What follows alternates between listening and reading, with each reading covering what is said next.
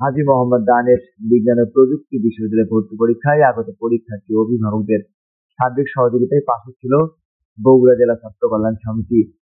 বিশ্ববিদ্যালয় প্রশাসনের সহযোগিতায় বগুড়া হতে আগত পরীক্ষার্থী ও অভিভাবকদের সহযোগিতার লক্ষ্যে হেল্প ডেস্ক স্থাপন করলেও দেখা গেছে বিভিন্ন জায়গা হতে আগত ব্যক্তিদেরও সাহায্য করেছে উক্ত ছাত্র সংগঠনটি।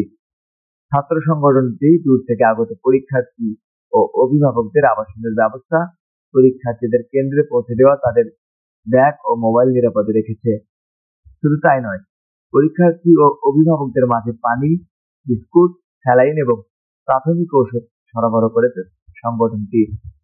সংগঠনটির এমন সুন্দর কার্যক্রমে সন্তুষ্ট হাবিব প্রভৃতি কর্মরত বগুড়ার শিক্ষকবৃন্দ এবং আগত পরীক্ষার্থী ও অভিভাবকবৃন্দ।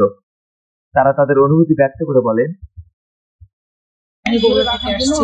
বগুড়ার আমি স্টল দিব এবং এখানে যে ছেলেরা ছিল আমাদের বগুড়া, তারা অনেক বেশি জেলা ছাত্র কল্যাণ সমিতি থেকে এখানে অ্যাডমিশনের জন্য ছাত্রদের অনেক সুবিধা দেওয়া হচ্ছে, যেরকম পানি বিস্কুট খাবার সহ যাতায়াতের সুবিধা দিচ্ছে। তারপরে কার ওখানে সিট করছে ওইটা তারা সাহায্য দিচ্ছে। হ্যাঁ, মোটামুটি তারা অনেক সাহায্যই করতেছে আমাদের জেলার। আমি এখানে